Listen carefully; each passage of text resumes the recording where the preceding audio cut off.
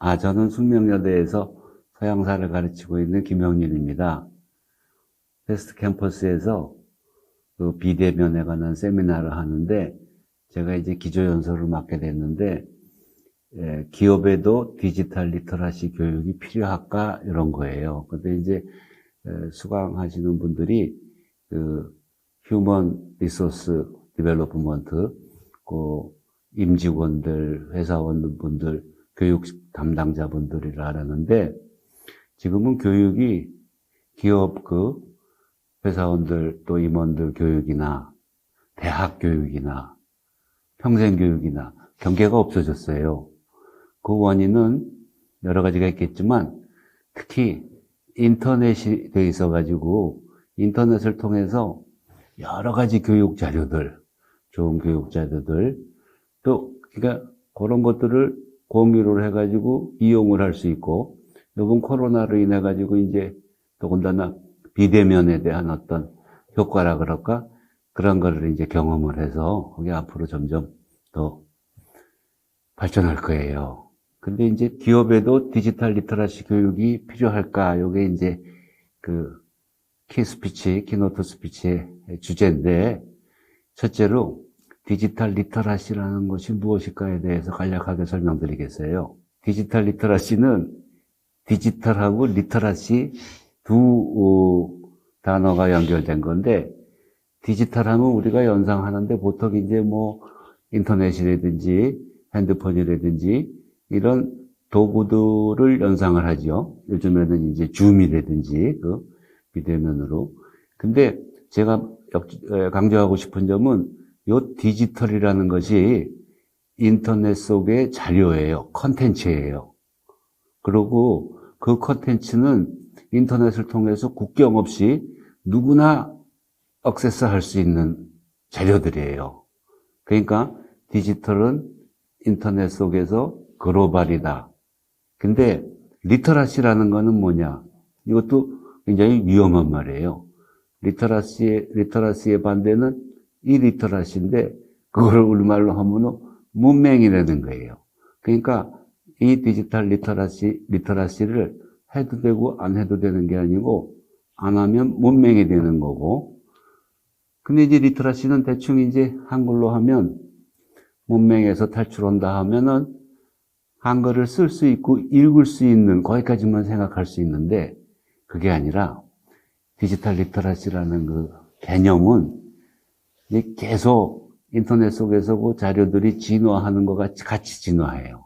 그러니까 이 디지털 리터러시 그 필드가 인류 전체의 지식, 정보 모든 거를 생산하고 소비하고 전달하고 이런 거를 다 포함하는 거예요. 그러니까 교육 전체, 지식 정보 전체를 포함하는 그런 어마어마한 말이에요.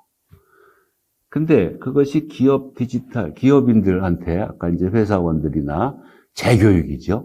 그리고 그 재교육은 회사원이나 뭐 대학을 졸업한 사람이나 또 대학 전공자들도 이제 자기가 무슨 역사학과를 나왔다고 하는데, 역사학과 나왔으면 평생 역사에 관한 일만 해야 되는 거나 그렇지 않아요. 온라인으로 교육을 받으면은 데이터 사이언티스트 될 수 있고 그런 교육을 온라인상에서 다 받을 수가 있는 거예요. 그 다음에 그러면 기업에서는 이것을 어떻게 이용을 해야 되겠는가, 그걸로 넘어가 보겠어요. 그래, 디지털 리터러시는 크게 맨 먼저 중요한 게 검색이에요. 검색인데 그 자료를 어디 있는지 찾아가지고서 일단 찾아야죠. 근데 이제 그 검색이 이게 그냥 네이버에서 찾을 수 있는 걸 검색이라고 하기가 어려워요. 아무래도 지식정보는, 그게 이제 지식정보는 질이라는 게 있거든요. 아주 지금 위험한 게 미국 선거에서도 그렇고 이 페이크 뉴스라는 게, 그것이 일반 인류들이 검색 능력이 없어서 집단적으로 당하는 일이에요. 그러니까 이 검색 서치 엔진이라는 것이 영향이 굉장히 그 능력이 굉장히 한데, 지금 구글 서치를 따라가는 게 없어요. 구글 서치는 자기네들이 구글 서치도 한번 해보세요. 그래서 예를 들면 한 단어를 르네상스라든지 뭐 하버드 대학이라든지 네이버에서 하는 거하고 구글에서 하는 거하고 구글도 그 언어를 한국어로 하는 거하고 영어로 하는 거하고 달라요. 그러니까 첫째로 그 정보 검색하는 기술이 그 물건을 골라내는 거죠. 그리고 또 구글이 가장 좋은 물건들을 순서대로 잘 진열해 놓은 거예요. 그러니까 검색 방법이 디지털 리터러시에서 인문적으로 가장 중요한 거라는 거. 제가 지금 이제 그거를 정리를 하자면 기업에서 디지털 리터러시 교육은 첫째 컨텐츠하고 툴인데 그 컨텐츠가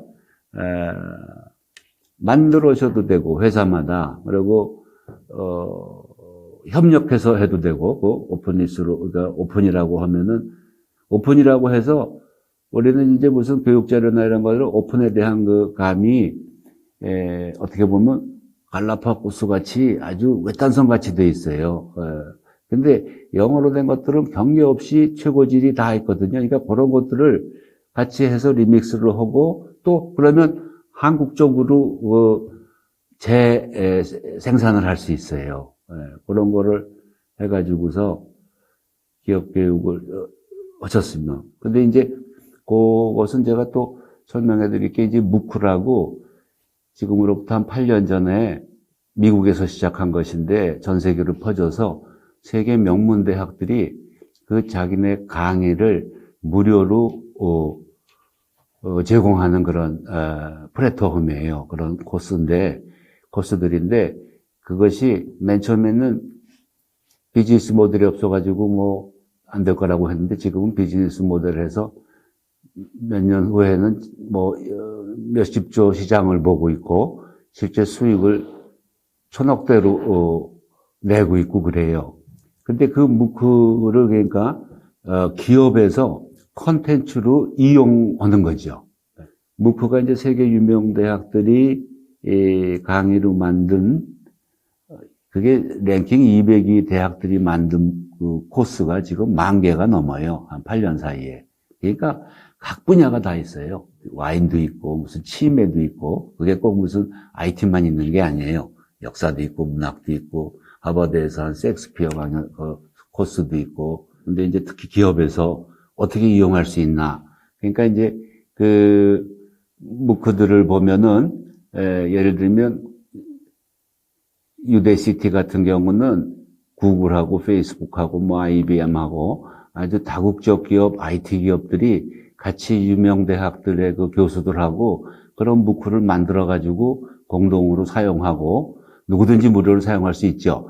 근데 그것도 코스마다 돈을 받아요. 돈을 받는 거는 자기네들이 그 숙제도 내고 관리를 해주는 거죠. 그래서 이제 그 관리를 해주고 그거를 아주 회사에 취직까지 시켜주는 리크루터하고도 연결시키고 이렇게 되고 있어요. 그런 IT 예를 들면 인공지능이라든지 빅데이터라든지 무슨 뭐 요새는 무슨 뭐 여러 가지 파이썬도 무슨 전 잘 모르지만 그런 새로운 영역의 IT 기술들은 학교에서도 MIT나 무슨 뭐 버클리나 스탠퍼드나 각 대학에서 하는 것보다도 그렇게 최고질의 교수들을 합심해가지고 대학하고 회사하고 그러고 그 중간에 이제 그거를 가르치는 그 튜터들이라고 하는데 그런 시스템, 그런 생태계를 만들어가지고 온라인 속에서 전 세계 인류를 대상으로 교육을 하고 또 사업 모델도 개발하고 있어요. 그 다음에 그러면 기업에서는 디지털 리터러시 교육을 어떻게 할 건가? 첫째로 디지털 리터러시라는 거는 요즘 코로나로 해가지고서 주로 이제 줌 뭐 이러니까 학교마다 툴에 대해 가지고 디지털 도구에 대해 가지고 그러니까 하드웨어죠. 거기에 애들 주로 초점이 맞춰져 있는데 디지털 리터러시는 크게 컨텐츠하고 툴들, 도구들. 그러니까 그 교육 자료와 교육 도구들 두 개로 되어 있는 거예요. 근데 이 교육 도구에 대한 거는 굉장히 쉽게 습득할 수 있는 거고. 근데 이제 교육 자료는 말씀드렸지만 영어로 되어 있는 거는 특수한 큐레이터들이 필요해요. 큐레이터라고 하면은 그 말의 어원이 예술품들이나 그런 것들을 수집하는 직종을 큐레이터라고 그러는데, 이 디지털 큐레이터는 프로페셔널한 거는 각 분야마다 있을 수 있어요. 교육도 있고 비즈니스도 있고 무슨 그러니까 각 전공마다 각 분야마다 그런 전공적인 큐레이터들이 영어로 되어 있다는 거는 전 세계 그 학자들이나 그 전문가들이 생산해내는 그런 자료들은 거의 다, 그러니까 인터넷 속에서 최고 콘텐츠들은 거의 다 무료예요. 그러니까 무료가 아닌 콘텐츠들이 그 소멸해가는 방법은, 진화를 제가 쭉 봤는데, 그게 질에 있어서 경쟁이 되지 않아요. 각 회사마다도 그런 전문적인 그 회사의 특성상 그런 전문적인 큐레이터들을 양성하시는 게, 그것이 앞으로도 큐레이터가 이렇게 직종별 큐레이터가 가장 유망한 외국에서는 미래의 직종으로 꼽히고 있어요. 그러니까 어느 무슨 미디어나 뉴스나 무슨 어디 박물관뿐만이 아니고 회사나 모든 관공서나 그 지식 정보를, 더군다나 요즘에는 페이크 가짜 정보들이, 저질 정보들이 많은데 거기서 골라내가지고 공급하는 거죠. 그래, 예를 들면 미디어에서도 이런 큐레이팅이 가장 먼저 했던 것도 뉴욕타임즈예요.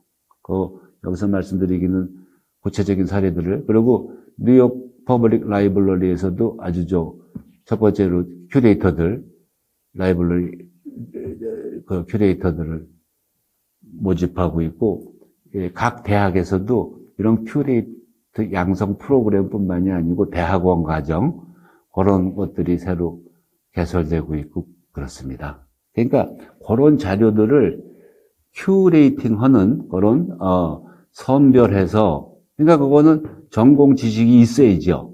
그러면서 계속 그 인터넷 속에서 그거를 찾아가지고 그거를 저장하고, 그런 과정에서 이게 리믹스를 다 할 수 있거든요. 그러니까 하버드에서 나온 수업, 예일대에서 나온 수업, 무슨 베를린 대학에서 나온 수업들을 리믹스를 해서 교과 과정을 만드는 거예요. 그런 교과 과정을 만들어 가지고서 사업으로, 그리고 또 새로운 21세기 대학으로 만든 게 한국에도 여러 번 왔던 그 CEO 미네르바 대학이라는 거예요. 딴 게 아니에요. 그 미네르바 대학을 그 창설하신 분이 2011년 그 무크가 딱 나올 때 한 거예요. 그것도 저 와튼 스쿨에서 비즈니스 하시던 분이고, IT에서 스타트업을 아주 굉장히 키웠던 분인데, 바로 거기에 착안한 거예요. 야, 이 콘텐츠가, 최고질의 콘텐츠가 무료다. 그거를 큐레이팅 해가지고 하면은 대학이 필요 없는 거죠. 그러니까 미네르바도 한번 찾아보세요. 그리고 큐레이팅이, 외국 자료들 큐레이팅이, 우리나라가 옛날에는 라벨도 없이 그냥 브랜드라는 개념이 없었잖아요. 근데 세계 명품 모든 걸로 골라내는 데는 최고고, 그러니까 그 큐레이팅의 어떤 능력도 그 지식 정보를 옮겨오지 않아서 그렇지, 그걸로 옮겨오면 그런 감별 능력과 수집과 배급의 DNA는 한국 사람들한테 특별히 있다고 생각합니다. 그 다음에 하나가 이제 그 화상 도구를 개발을 한 거예요. 그것이 이 자료 눌러보시면 알지만 액티브 포럼이라고, 현재까지 만든 것 중에서는 가장 진화된 그 화상 도구일 거예요. 이건 줌도 앞으로는 그런 식으로 됐지만, 어느 한 화상 도구에서 모든 기능을 다 가질 수는 없거든요. 그러니까 그것도 직종마다라 그럴까, 교수자 대상에 따라서 많이 다양하게 진화될 거예요. 그래, 그걸 보시면 미네르바 대학은, 그래서 요 화상을 미네르바 대학은 이제 그 교육을, 이게 화상에서 그거를 뭐라 그래요? 인터액티브하게 서로 소통할 수 있게 하는 방법들은, 그러니까 이거 보면은 이 기술이 발전함에 따라 가지고서 개인 교육이 강화되는 거죠. 그러니까 훨씬 더, 지금은 이제 비대면이 처음이라 이게 오프라인과 온라인, 대면과 비대면 이런 식으로 갈라놓는데 오히려 비대면이 대면보다도 더 어떤 효과적으로 지식 전달이나 토론이나 또 관리나 공부를 촉진시키는데 그런 역할을 할 거예요. 테크놀로지가. 핵심은 지금 대면, 비대면 하는데 비대면의 화상 도구가 교육이면 교육, 여러 분야로 굉장히 진화할 것이고 그렇게 진화하게 되면은 어떤 비대면 무슨 뭐 대면의 그 경계가 자연스럽게 융합이 될 거라는 얘기예요. 물론 직접 만나서 악수하는 거하고는 다르겠지만.